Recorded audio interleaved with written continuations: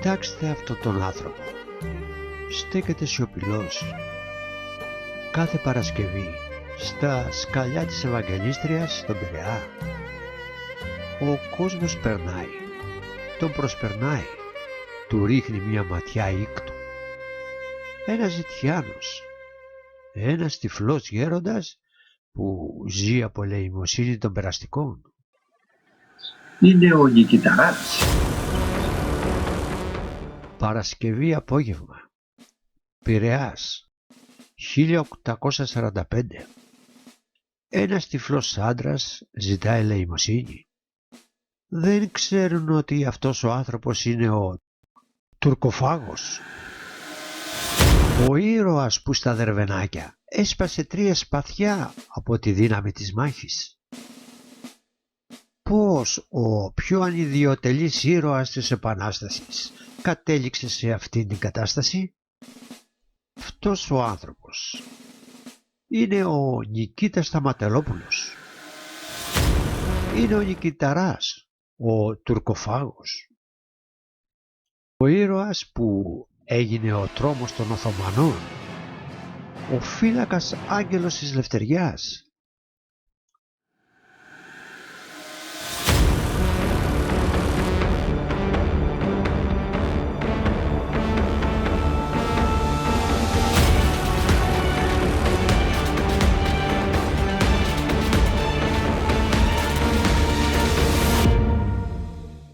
Σήμερα η πατρίδα του χρωστά την ύπαρξή της και εκείνος δεν ζήτησε τίποτα παρά μόνο το δικαίωμα να πεθάνει περήφανος, έστω και ζητιάνος.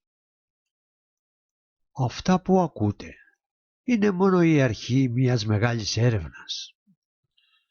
Αν θέλετε να γίνετε και εσείς μέλος αυτής της ψηφιακής πλατφόρμας που κτίσανε οι ακτήμονες της μνήμης, αναζητά την κρυμμένη αλήθεια της ιστορίας μας, πατήστε το κουμπί της εγγραφής. Είναι ο μόνος τρόπος να μην χάσετε το επόμενο απόρριτο κεφάλαιο που ετοιμάζουμε. Νικηταράς, ο τουρκοφάγος, ο ήρωας που η ιστορία αδίκησε και τα μυστικά του. Ένα αφιέρωμα στην πιο αγνή μορφή του αγώνα, ανταποκρινόμενο στην επιθυμία των θεατών για αναγνώριση των αφανών ηρώων.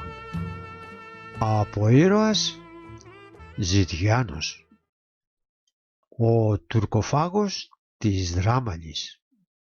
Ο Νικηταράς κέρδισε το προσωνύμιο τουρκοφάγος στη μάχη στα Δερβενάκια. Λέγεται ότι μετά τη μάχη το χέρι του έπαθε αγκύλωση και δεν μπορούσε να αποχωριστεί το σπαθί του. Ενώ χρειάστηκε ιατρική παρέμβαση για να το ανοίξουν. Ήταν ένας από τους ελάχιστους οπλάρχηγους που αρνήθηκε να πάρει λάφυρα, λέγοντας χαρακτηριστικά: «Δεν ήρθα να πλουτίσω, ήρθα να ελευθερώσω την πατρίδα». Και καθώς προχωράμε στην καρδιά της ιστορίας, μην ξεχάσεις να ενεργοποιήσεις τις ειδοποιήσεις, γιατί τα μυστικά που έρχονται θα σε καταπλήξουν. Η σχέση του με τον Κολοκοτρώνη.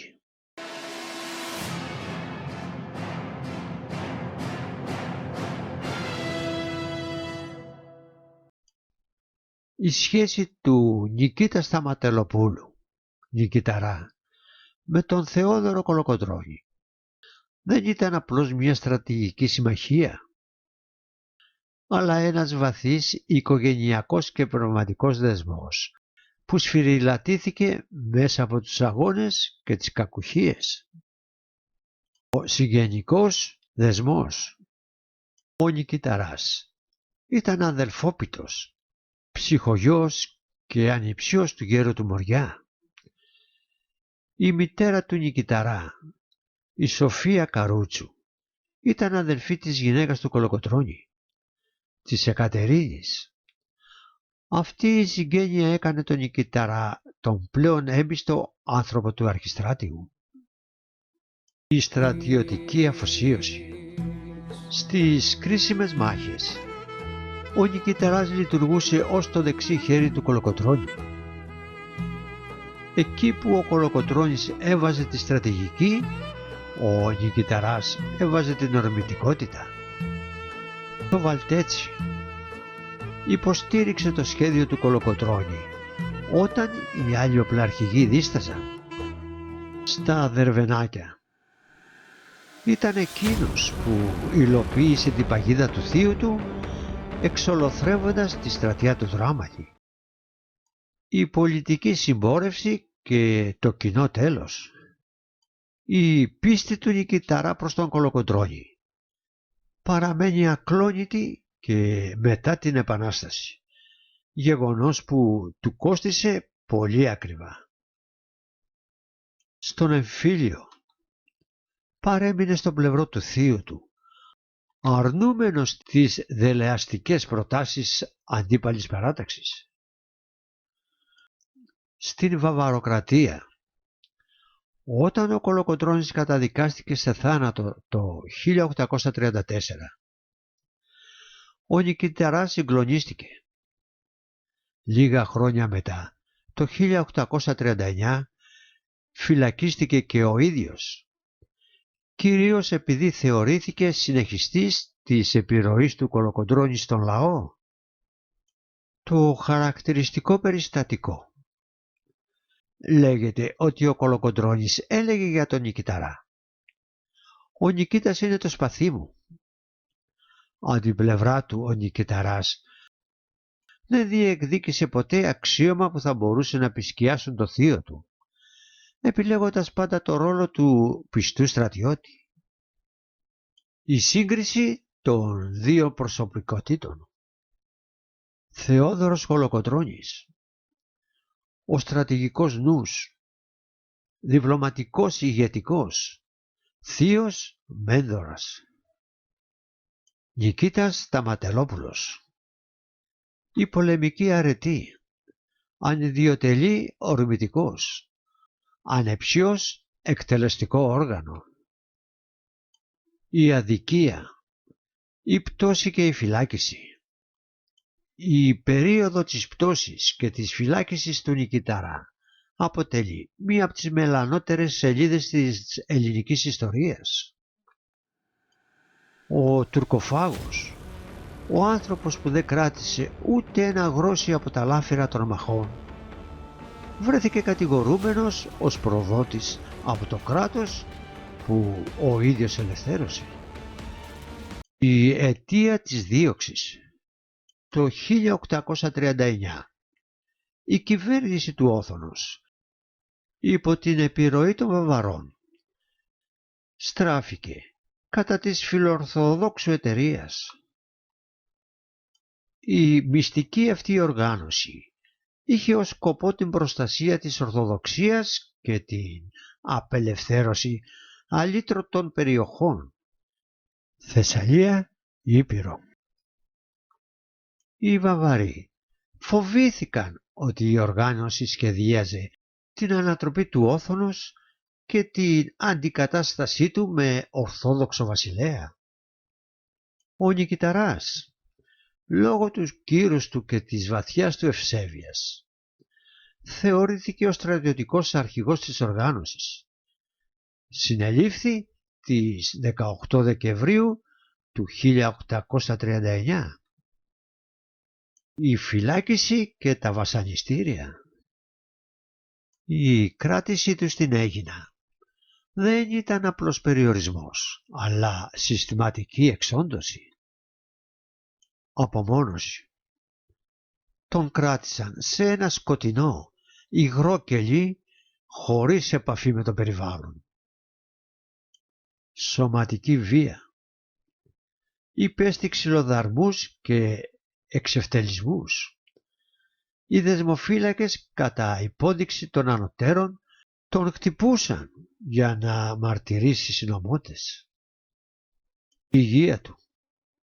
Ο Νικηταράς έπασχε ήδη από ζάχαρο, διαβήτη.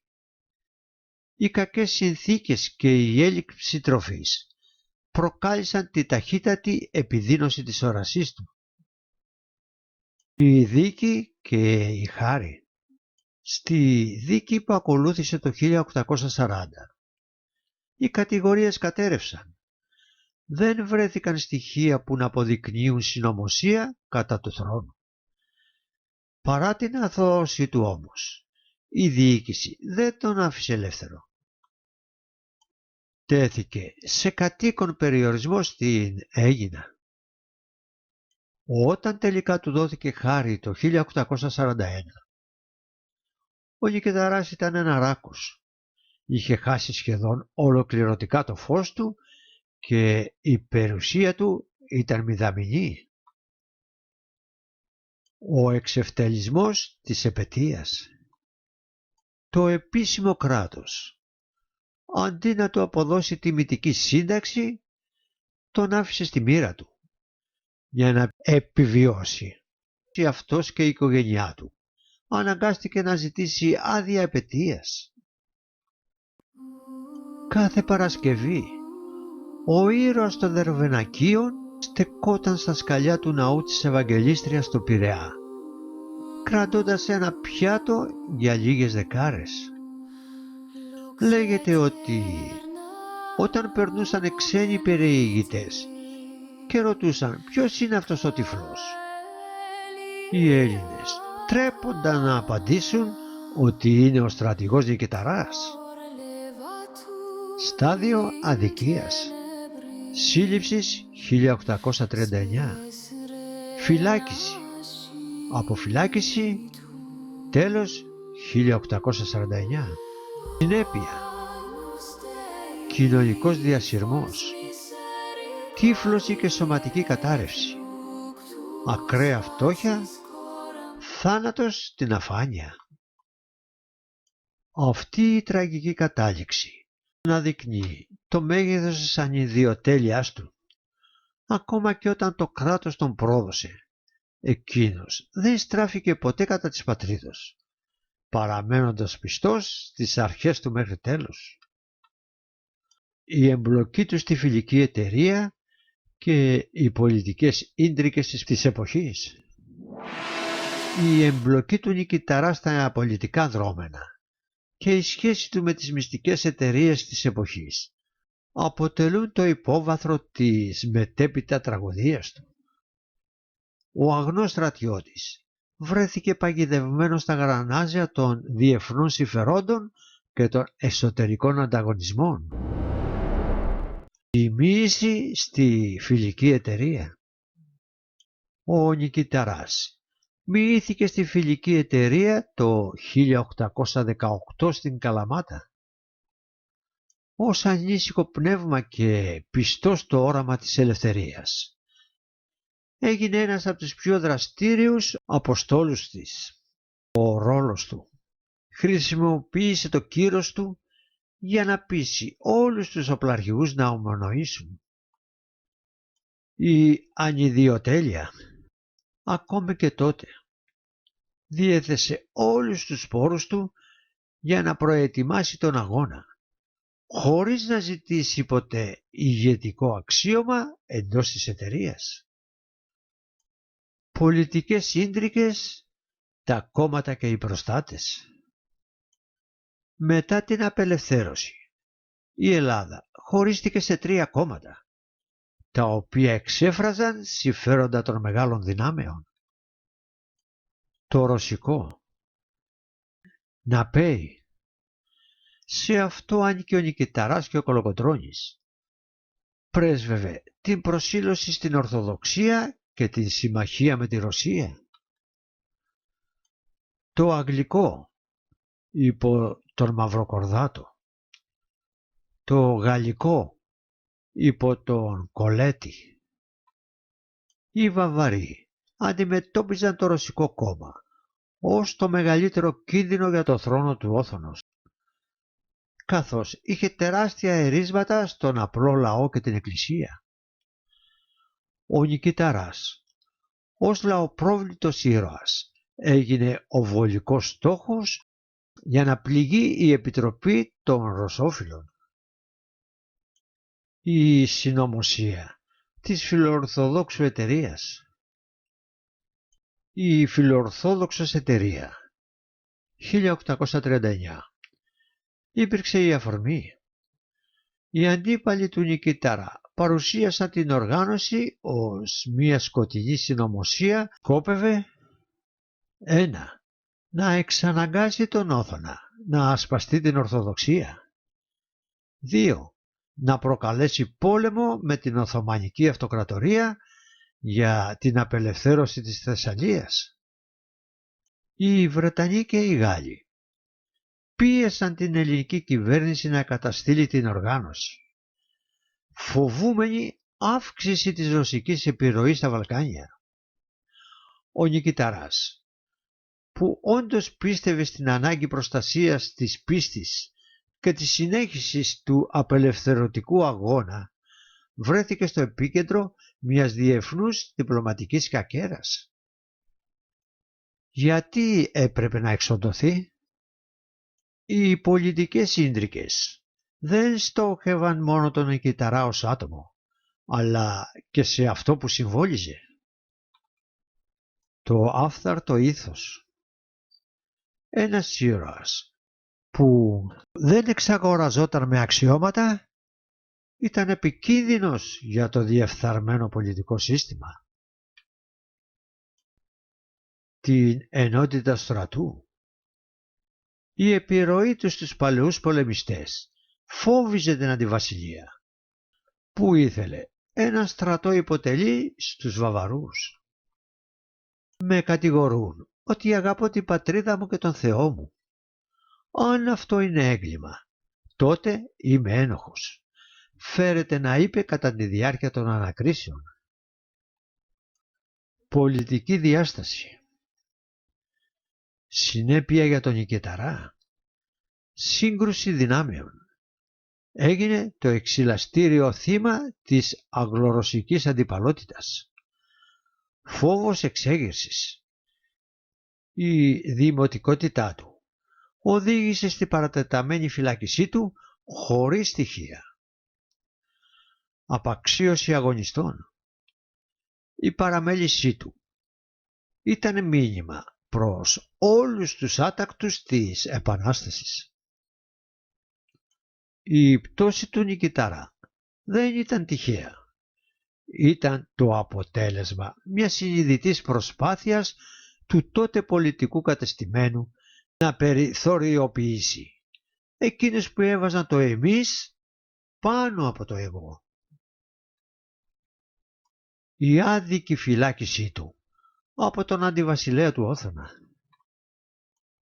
Η φυλάκιση του Νικηταρά από την αντιβασιλεία, τους 3 βαβαρούς σύμβουλους του Όθωνος, Άρμανσμπεργκ, Μάουρερ και Χάιντεκ, αποτελεί μία από τις πιο μελανές στιγμές της μεταπαναστατικής Ελλάδος. Δεν ήταν απλώς μία δικαστική πλάνη, αλλά μία συνειδητή πολιτική εξόντωση. Η αντιβασιλεία έβλεπε τους οπλαρχηγούς της Επανάστασης ως εμπόδιο στην επιβολή ενός απολυταρχικού ευρωπαϊκού τύπου κράτους. Ο Νικηταράς, ως στενός σύμμαχος του Κολοκοτρώνη, στοχοποιήθηκε για 3 λόγους. Άρνηση υποταγής. Οι Βαβαροί ήθελαν ένα στρατό από μισθοφόρους, ενώ ο Νικηταράς εξέφραζε τους άτακτους αγωνιστές. Η ρωσική επιρροή. Θεωρήθηκε πράκτορας των Ρώσων λόγω της συμμετοχής του στο Ρωσικό κόμμα. Η λαϊκή αγάπη. Η τεράστια δημοτικότητά του προκαλούσε φόβο για πιθανή εξέγερση κατά του θρόνου. Η σύλληψη και το σκηνοθετημένο κατηγορητήριο. Το 1839 ο Νικηταράς συνελήφθη με την κατηγορία της εσχάτης προδοσίας ως μέλος της φιλοορθοδόξου εταιρείας. Το κατηγορητήριο ήταν σαθρό. Πρώτον, τον κατηγόρησαν ότι σχεδίαζε να δολοφονήσει τον Όθωνα. Δεύτερον, υποστήριξαν ότι ήθελε να αντικαταστήσει το πολίτευμα με μια θεοκρατική κυβέρνηση υπό την αιγίδα της Ρωσίας. Τρίτον, παρουσίασαν πλαστά έγγραφα που δήθεν απεδείκνυαν τη συμμετοχή τους σε μυστικές συνωμοσίες. Οι συνθήκες της φυλάκισης.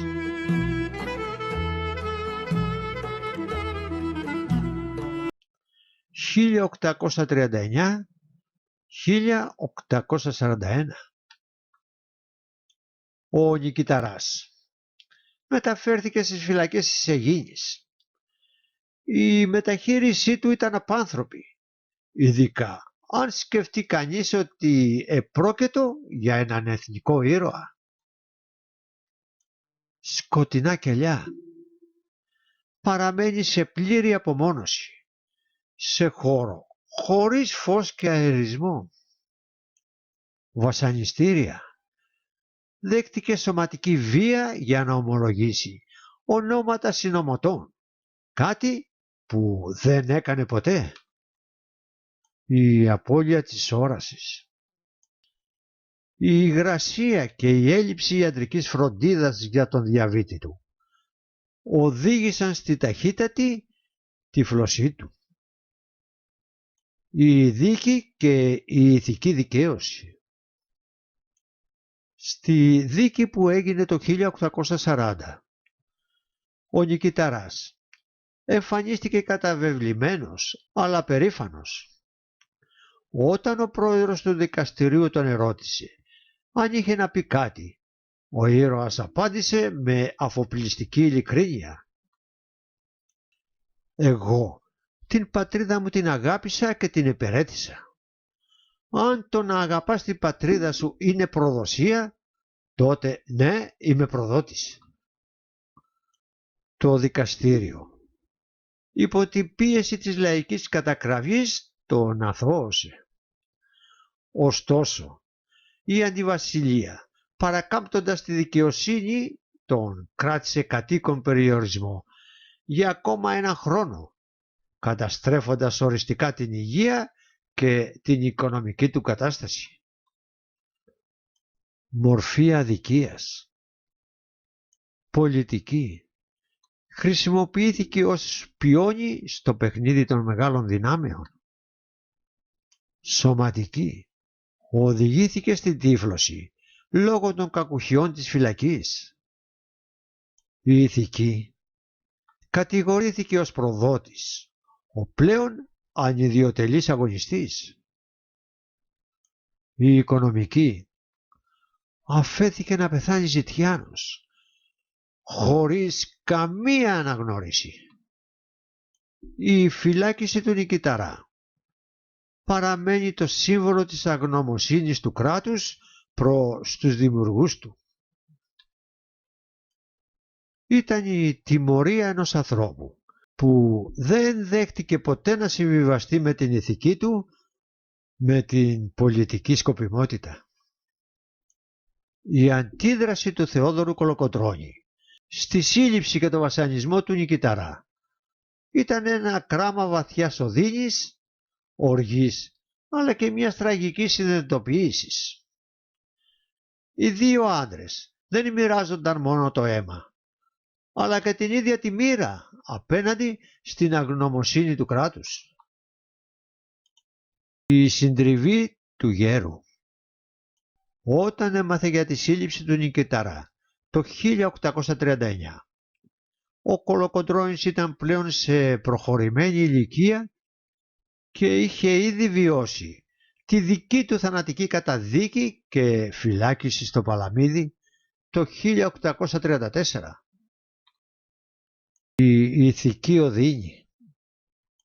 Ο γέρος του Μοριά γνώριζε ότι ο Νικηταράς ήταν ο πιο αγνός αγωνιστής. Έλεγε συχνά ότι αν υπάρχει ένας άνθρωπος που δεν θα πρόδιδε ποτέ την πατρίδα για κέρδος, αυτός είναι ο ανεψιός μου. Η ταύτιση. Είδε στη δίωξη του Νικηταρά την επανάληψη της δικής του περιπέτειας.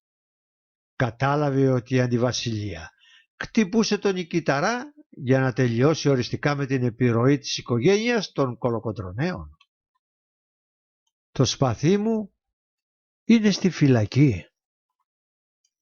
Λέγεται ότι ο Κολοκοντρώνης, μαθαίνοντας για τα βασανιστήρια και την επιδείνωση της υγείας του Νικηταρά, είπε με παράπονο: «Εμένα μου έδωσαν χάρη για να βλέπω το παιδί μου, τον Νικηταρά, να λιώνει στο σκοτάδι. Προτιμούσα την καρμανιόλα παρά αυτή την ατιμία». Παρά το γεγονός ότι ο ίδιος είχε αποκατασταθεί τυπικά, του είχε δοθεί ο βαθμός του στρατηγού και ήταν σύμβουλος επικρατείας, ένιωθε ανήμπορος. Η πολιτική του ισχύ είχε περιοριστεί σκόπιμα από τους Βαβαρούς, ώστε να μην μπορεί να παρέμβει αποτελεσματικά για την απελευθέρωση του ανεψιού του. Η στάση του απέναντι στις κατηγορίες. Ο Κολοκοντρώνης γνώριζε καλά τη φιλορθόδοξο εταιρεία. Στις ιδιωτικές του συζητήσεις υπερασπίζονταν τον Νικηταρά, τονίζοντας ότι η ευσέβεια του Νικηταρά δεν ήταν συνωμοσία αλλά πίστη. Ο Νικηταράς ήταν στρατιώτης και όχι πολιτικός ιντρικαδόρος. Άρα ήταν αδύνατο να έχει εξυφανεί σχέδιο ανατροπής του βασιλέως. Η τραγική συνάντηση. Μετά την αποφυλάκηση του Νικηταρά, η συνάντησή τους ήταν σπαρακτική. Ο Κολοκοντρώνης είδε μπροστά του ένα άνθρωπο τυφλό, σκελετωμένο και ψυχικά ράκος. Ο γέρος του Μοριά δεν άντεχε να βλέπει τον τουρκοφάγο σε αυτήν την κατάσταση. Ο Νικηταράς ήταν στρατιώτης και όχι πολιτικός ιντρικαδόρος. Άρα ήταν αδύνατο να έχει εξυφανεί σχέδιο ανατροπής του βασιλέως. Η τραγική συνάντηση. Μετά την αποφυλάκηση του Νικηταρά, η συνάντησή τους ήταν σπαρακτική. Ο Κολοκοντρώνης είδε μπροστά του ένα άνθρωπο τυφλό, σκελετωμένο και ψυχικά ράκος. Ο γέρος του Μοριά δεν άντεχε να βλέπει τον τουρκοφάγο σε αυτήν την κατάσταση. Ήταν μία από τις ελάχιστες φορές που ο σκληροτράχυλος στρατηγός λύγησε δημόσια, βλέποντας το σε εισαγωγικά κατάντημα στο οποίο οδήγησε η πατρίδα τον καλύτερο πολεμιστή της. Η αντίδραση του Κολοκοντρώνη. Συνέπεια. Προσωπική συντριβή. Κατάλαβε ότι η προσφορά τους δεν έχει πλέον αξία για το νέο κράτος. Πολιτική πίεση. Προσπάθησε παρασκηνιακά να βοηθήσει, αλλά οι Βαβαροί τον είχαν δεμένο. Ηθικό δίδαγμα. Έλεγε στους νέους ότι η πατρίδα είναι σαν τη μητέρα, αλλά το κράτος είναι συχνά μητριά. Τα βασανιστήρια και η σταδιακή απώλεια της όρασής του. Τα βασανιστήρια που υπέστη ο Νικηταράς στις φυλακές της Αιγίνης δεν είχαν σκοπό μόνο την απόσπαση πληροφοριών, αλλά την ηθική και σωματική εξόντωση ενός συμβόλου. Η σταδιακή απώλεια της όρασής του ήταν το τραγικό αποτέλεσμα μιας μεθοδευμένης εξαθλίωσης. Ο διαβήτης, ζάχαρο. Ο Νικηταράς έπασχε από διαβήτη, μία νόσο που δεν μπορούσε να ελεγχθεί ιατρικά. Πόσο μάλλον μέσα στη φυλακή. Οι κακές συνθήκες και το έντονο ψυχικό στρες του προκάλεσαν τα προβλήματα. Η υγρασία και οι μολύνσεις. Το σκοτάδι και η σκόνη του κελιού προκάλεσαν σοβαρές φλεγμονές στα μάτια του. Οφθαλμία. Χωρίς καθαρό νερό και φάρμακα, οι μολύνσεις αυτές έγιναν χρόνιες. η ψυχοσωματική κατάρρευση, η αγωνία για τη τύχη της οικογένειάς του και η πικρία για την προδοσία του κράτους επηρέασαν το νευρικό του σύστημα, επιτυχάνοντας την εκφύλιση των οπτικών νεύρων. Η στιγμή της αποφυλάκησης. Όταν ο Νικηταράς βγήκε από τη φυλακή το 1841, η κατάστασή του ήταν απελπιστική. Θολή όραση. Στην αρχή έβλεπε μόνο σκιές. Δεν μπορούσε να αναγνωρίσει πρόσωπα παρά μόνο από την φωνή. Η πλήρης τύφλωση. Το σκοτάδι έγινε απόλυτο. Ο άνθρωπος που κάποτε σημάδευε με ακρίβεια τον εχθρό από απόσταση χιλιόμετρων, τώρα χρειάζεται κάποιον να τον κρατάει από το χέρι για να περπατήσει. Πού πας Νικήτα Σβέλτε, πού πας Νικηταρά, πού πας και καμαρώνεις, πού πας και χάνεσαι. Πάω στη Δραμαλή τη μάχη, πάω στα Δερβενάκια, εκεί που τρέχουν τα αίματα, εκεί που πέφτουν τα κορμιά. Δεν θέλω εγώ φλουριά, δεν θέλω εγώ μαλάματα, μόνο θέλω τη λευτεριά, τη δόξα του Μοριά. Η τραγική ηρωνία. Η τύφλωση του Νικηταρά είχε μία βαθιά συμβολική διάσταση για το λαό. Έλεγαν ότι ο Νικηταράς τυφλώθηκε για να μην βλέπει την κατάντια της πατρίδος που ελευθέρωσε. Αυτή η σωματική απειμένεια ήταν που τον οδήγησε τελικά στην επετεία. Καθώς ως τυφλός και κατατραγμένος δεν μπορούσε να εργαστεί ή να διεκδικήσει τα δίκαιά του. Η Αγελίνα, Αγελική Σταματελοπούλου, κόρη του οπλαρχηγού Ζαχαρία Μπαρμπιτσιώτη, υπήρξε μια αληθινή ηρωίδα στη σκιά του τουρκοφάγου. Η στάση της κατά τη διάρκεια της φυλάκισης και της μετέπειτα εξαθλίωσης του Νικηταρά ανεδεικνύει το μέγεθος της οικογενειακής τραγωδίας που προκάλεσε η πολιτική ίντρικα. Η πολιορκία της οικογένειας. Όταν ο Νικηταράς φυλακίστηκε, η Αγγελίνα και τα παιδιά τους δεν έμειναν απλώς στην αφάνεια, αλλά υπέστησαν κοινωνικό αποκλεισμό. Η οικονομική κατάρρευση. Το κράτος δέσμευσε ό,τι ελάχιστο είχε απομείνει στην οικογένεια. Η Αγγελίνα αναγκάστηκε να πουλήσει ακόμα και τα οικιακά σκεύη για να επιβιώσουν. Ψυχολογική πίεση. Οι αρχές την παρακολουθούσαν στενά, ελπίζοντας ότι θα λυγίσει και θα πείσει τον άντρα της να ομολογήσει. Το μυστικό σχέδιο για τη φυλακή. Η Αγγελίνα δεν κάθισε με σταυρωμένα χέρια. Κατά τη διάρκεια της κράτησης του Νικηταρά στην Αίγινα, προσπαθούσε με κάθε μέσο να επισκεφθεί, συχνά δωροδοκώντας δεσμοφύλακες με το εισπτέρημά της, για να του πάει λίγο καθαρό φαγητό ή ρούχα. Η μεταφορά μηνυμάτων. Λειτουργήσε ως ο μοναδικός σύνδεσμος του τυφλού, πλέον Νικηταρά, με τον έξω κόσμο και τον κολοκοτρώνη, μεταφέροντας μηνύματα εμψύχωσης. Η συγκλονιστική θυσία της κόρης του.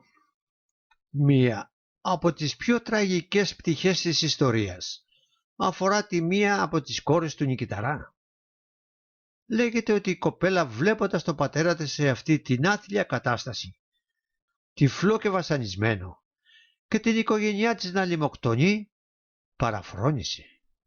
Η Αγγελίνα έπρεπε πλέον να φροντίζει ταυτόχρονα έναν τυφλό ήρωα και μία ψυχικά κλονισμένη κόρη, μέσα σε συνθήκες ακραίας φτώχειας. Η άδεια επετείας, η απόλυτη ταπείνωση. Η ζωή στον Πειραιά. Το γεγονός Μετά την αποφυλάκησή του, ο Νικηταράς ήταν πάυτοχος και τυφλός. Το κράτος αντί για σύνταξη του χορήγησε μία θέση επετείας έξω από το ναό της Ευαγγελίστριας στον Πειραιά κάθε Παρασκευή.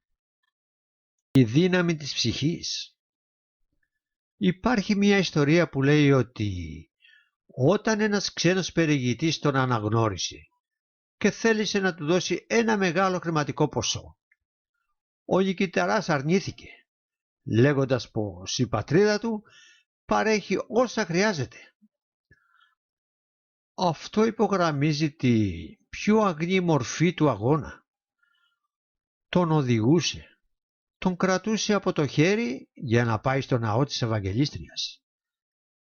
Και καθώς προχωράμε στην γυναίκα του την Αγγελίνα, εσείς κάντε εγγραφή και ετοιμαστείτε για τα σχόλια στο τέλος της ιστορίας.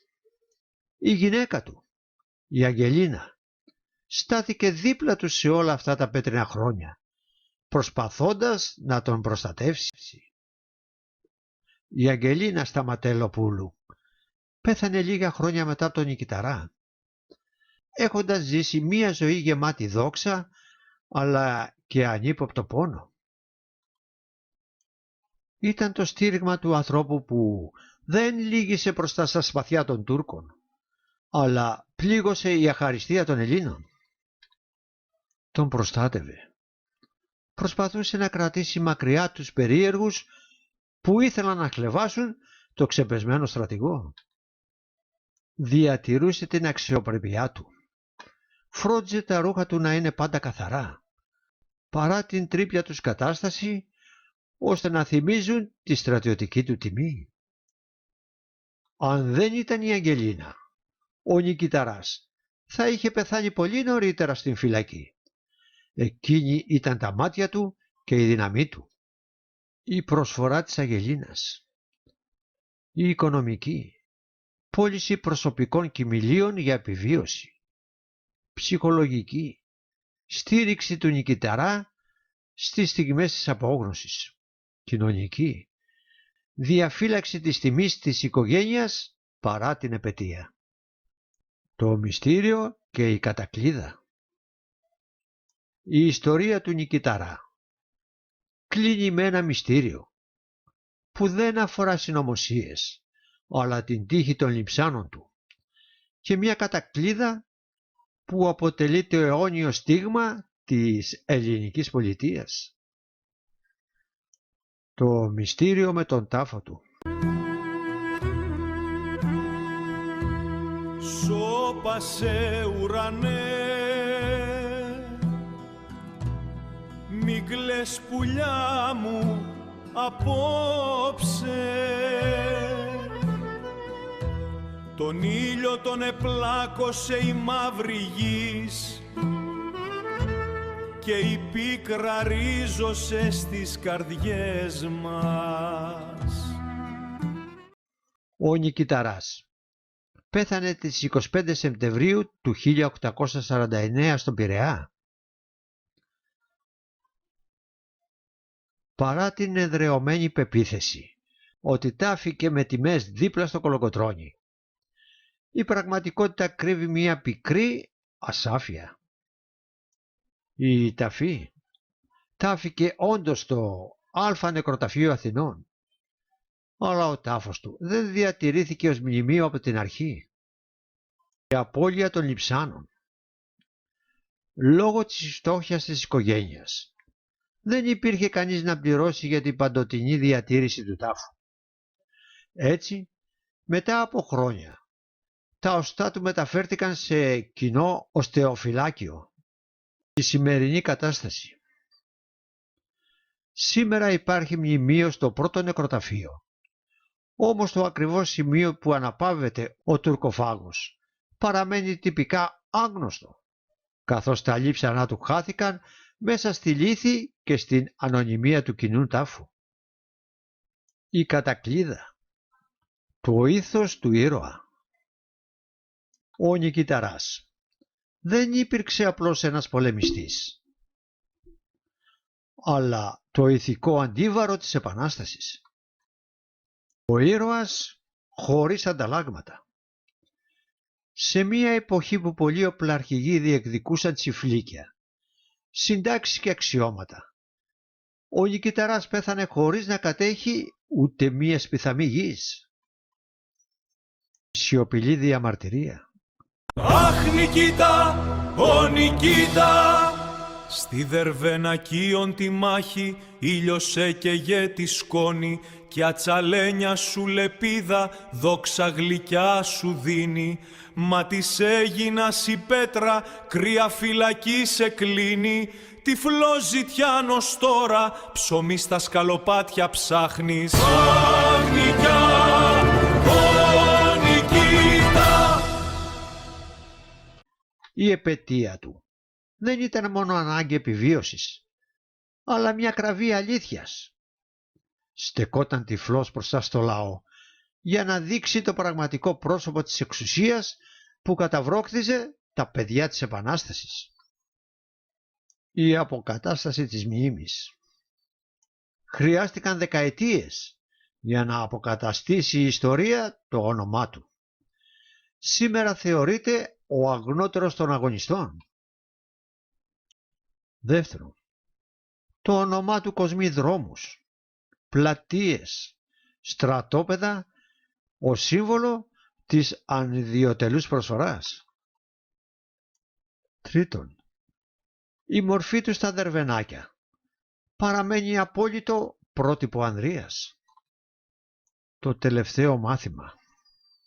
Ο Νικηταράς μας δίδαξε ότι η μεγαλύτερη νίκη δεν είναι αυτή που κερδίζει στο πεδίο της μάχης, αλλά αυτή που κερδίζει στην αρένα της συνείδησης.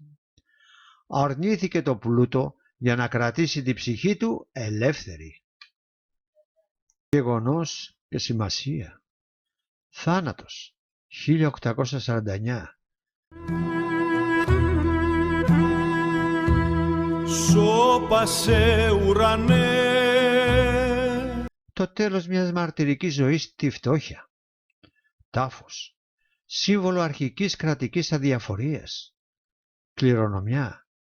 Το πρότυπο του Έλληνα που θυσιάζει τα πάντα για την πατρίδα. Ο Νικηταράς δεν χρειαζόταν χρυσάφι για να λάμψει.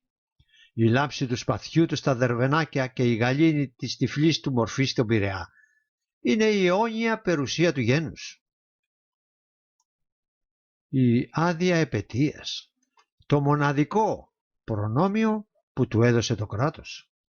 Η άδεια επετείας αποτελεί αποκορύφωμα κρατικής αχαριστίας και μία από τις πιο επονίδιστες πράξεις της μεταπαναστατικής διοίκησης. Δεν ήταν απλώς μία οικονομική αδιαφορία, αλλά ένα συστηματικός εξευτελισμός ενός ανθρώπου που κάποτε έτρεμε το σπαθί του ολόκληρη η Οθωμανική Αυτοκρατορία. Η επίσημη ανταμοιβή. Μετά την αποφυλάκησή του το 1841, ο Νικηταράς βρέθηκε σε πλήρη αδυναμία να συντηρήσει τον εαυτό του και την οικογένειά του. Όντας τυφλός και με κλονισμένη την υγεία του από τα βασανιστήρια, ζήτησε από το κράτος μια στοιχειώδη σύνταξη. Απάντηση του κράτους. Αντί για σύνταξη, του χορηγήθηκε εγγράφος μια άδεια επετείας. Περιορισμός. Του επιτράπηκε να ζητιανεύει μόνον κάθε Παρασκευή και μόνο σε συγκεκριμένο σημείο, έξω από το ναό της Ευαγγελίστριας στον Πειραιά. Η σκηνή στο προαύλιο του ναού.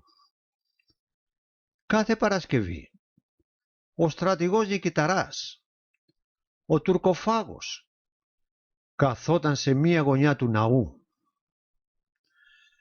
Φορούσε την παλιά φουστανέλα, η οποία ήταν καθαρή αλλά γεμάτη μπαλώματα. Κρατούσε ένα πύλινο πιάτο στο χέρι του, ενώ τα τυφλά μάτια του κοιτούσαν στο κενό. Σιωπή. Λέγεται ότι ο Νικηταράς δεν φώναζε, ούτε ζητούσε ελεημοσύνη. Απλώς στεκόταν εκεί. Οι περαστικοί που τον αναγνώριζαν άφηναν δακρυσμένοι ό,τι είχαν, τρεπόμενοι για το κατάτημα της πατρίδας. Το περιστατικό με τον ξένο διπλωμάτη. Ένα περιστατικό που έχει μείνει στην ιστορία. Περιγράφει την ανωτερότητα του ήρωα. Ένας ξένος διπλωμάτης, κατά άλλους πρέσβης, περνώντας από το σημείο, ρώτησε ποιος είναι ο Ζητιάνος. Όταν έμαθε ότι είναι ο θρυλικός νικηταράς, συγκλονίστηκε και πλησίασε να του αφήσει ένα χρυσό νόμισμα. Ο νικηταράς, ακούοντας τον ήχο του νομίσματος, καταλαβαίνοντας την αξία του, το επέστρεψε λέγοντας: «Δεν θέλω ελεημοσύνη από ξένους. Η πατρίδα μου θα μεριμνήσει για μένα». Στην πραγματικότητα ο νικηταράς γνώριζε ότι η πατρίδα του δεν θα μεριμνούσε, αλλά η υπερηφάνειά του δεν του επέτρεπε να εκθέσει την Ελλάδα στους ξένους, ακόμα και την ώρα της ακραίας του πείνας. Ο συμβολισμός της άδειας. Η άδεια επετείας δεν ήταν μόνο διοικητική πράξη, αλλά συμβόλιζε. Πρώτον, την ήττα της Επανάστασης. Οι αγωνιστές του 21 παραμερίστηκαν από τους καλαμαράδες, πολιτικούς και τους ξένους συμβούλους. 2. Το τίμημα της ανωδιοτέλειας. Ο νικηταράς τιμωρήθηκε επειδή δεν έκλεψε, δεν εκβίασε και δεν πρόδωσε. 3. Το ήθος του αγωνιστή. Ακόμα και ο Ζητιάνος παραμένει στρατηγός. Τι του όφιλε η πατρίδα, τι του έδωσε το κράτος. Τιμητική σύνταξη στρατηγού, άδεια επετείας μία φορά την εβδομάδα, ιατρική φροντίδα για τύφλωση, εγκλισμό σε υγρά κελιά, κοινωνική αναγνώριση, πολιτικό διωγμό και διασυρμό. Αυτή η Παρασκευή στο Πειραιά παραμένει η πιο πικρή επέτειος του ελληνικού κράτους. Ο νικηταράς ζητιάνευε όχι για ψωμί, αλλά για δικαιοσύνη, την οποία δεν έλαβε ποτέ όσο ζούσε. Το μεγαλείο της ψυχής του, ακόμα και ο Ζητιάνος, παρέμεινε περήφανος.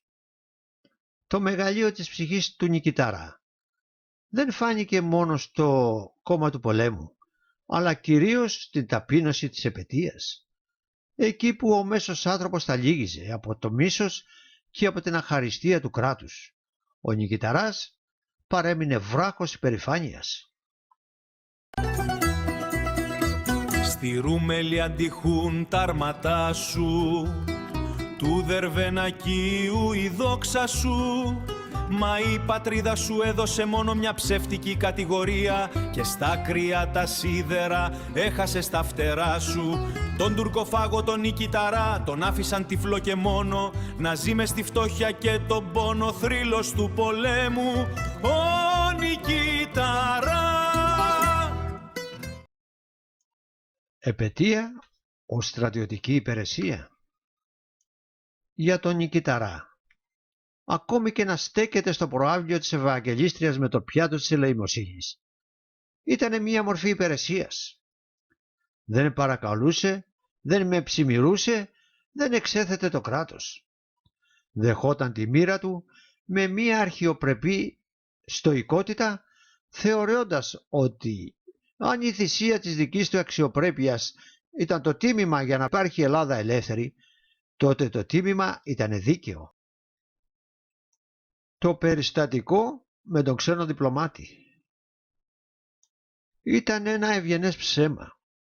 Προτίμησε να πεθάνει από την πείνα παρά να επιτρέψει σε έναν ξένο να πιστέψει ότι η Ελλάδα άφησε τους ήρωες να πεινούν. Ο νικηταράς προστάτευε την υπόλοιπη Ελλάδα, την ίδια στιγμή που η Ελλάδα τον είχε πετάξει στον δρόμο. Η πνευματική διαθήκη ενός τυφλού. Παρά τη τύφλωσή του, ο νικηταράς έβλεπε καθαρότερα και από τους πολιτικούς της εποχής του. Χωρίς κακία, δεν είπε ποτέ κακό λόγο για τον Όθωνα ή τους Βαβαρούς.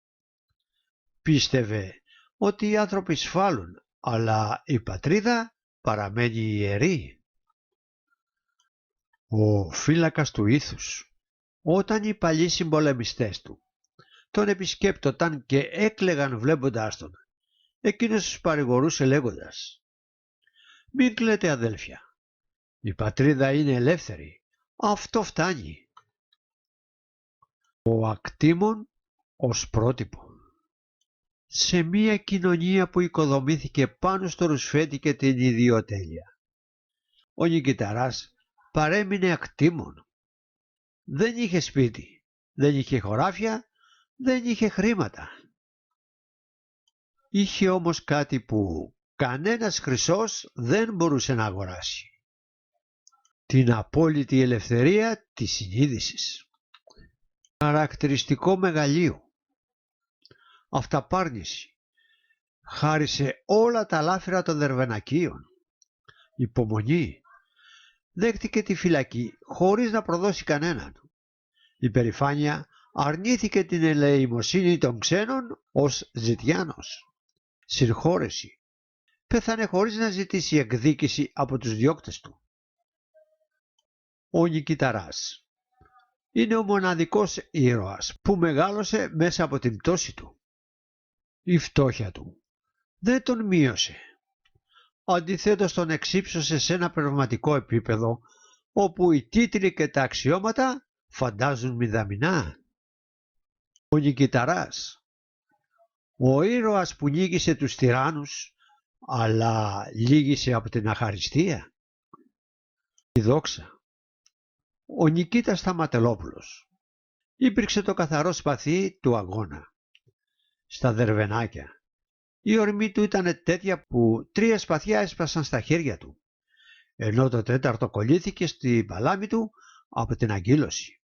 Ο ήθος αρνήθηκε μερίδιο από τα λάφυρα του Δράμαλη, χαρίζοντας τα πολύτιμα αντικείμενα στους στρατιώτες του και στο ταμείο του γένους. Η προδοσία. 1839-1841. Μετά την απελευθέρωση, η αντιβασιλεία του Όθωνος τον θεώρησε επικίνδυνο λόγω της αφοσίωσής του στον Κολοκοτρώνη και της πίστης του στην Ορθοδοξία. Η φυλάκιση. Κατηγορήθηκε αδίκως για συνωμοσία και ρίχτηκε στα υγρά κελιά της Αιγίνης. Το τίμημα. Υπέστη βασανιστήρια που κατέστρεψαν την υγεία του. Ο διαβήτης και οι κακουχίες τον οδήγησαν στην ολική τύφλωση. Ο εξευτελισμός. 1841-1849. Η πολιτεία, αντί να τον τιμήσει τον ελευθερωτή της, του προσέφερε το προνόμιο της επετείας. Κάθε Παρασκευή ο τυφλός στρατηγός στεκόταν στον Πειραιά ζητώντας ελεημοσύνη για να θρέψει την οικογένειά του. Η αξιοπρέπεια.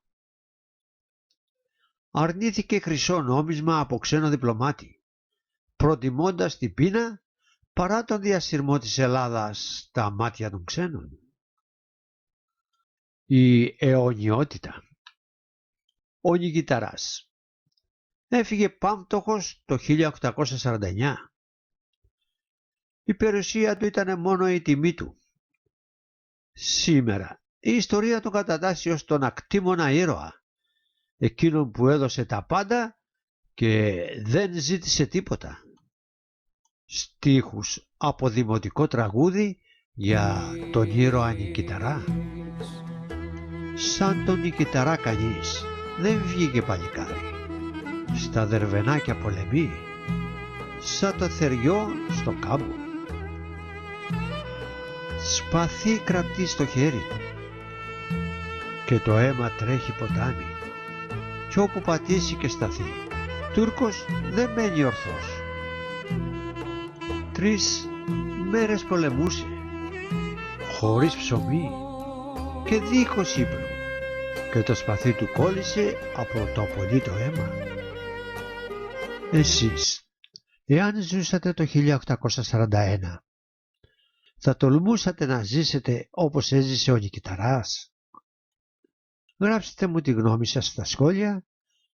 Διαβάζω κάθε απάντηση και θα συζητήσουμε εκεί τα πιο παράξενα στοιχεία. Αυτός ήταν ο Νικήτας Σταματολόπουλος. Ένας άνθρωπος που έγινε θρύλος. Ένας ήρωας που έγινε σύμβολο. Η φωνή του μπορεί να έσβησε στον χρόνο, αλλά ο απόϊχος της αρετής του αντυχεί ακόμα σε κάθε γωνιά της Ελλάδας. Και καθώς προχωράμε προς το τέλος της ιστορίας, μην ξεχάσετε να κάνετε εγγραφή, γιατί τα μυστικά που έρχονται θα σας καταπλήξουν. Εσείς που σήμερα περνάτε κάθε Παρασκευή έξω από τα σκαλιά του ναού της Ευαγγελίστριας στον Πειραιά, κοιτάξτε προς τα σκαλιά και φανταστείτε έναν ήρωα του 1821 να ζητιανεύει.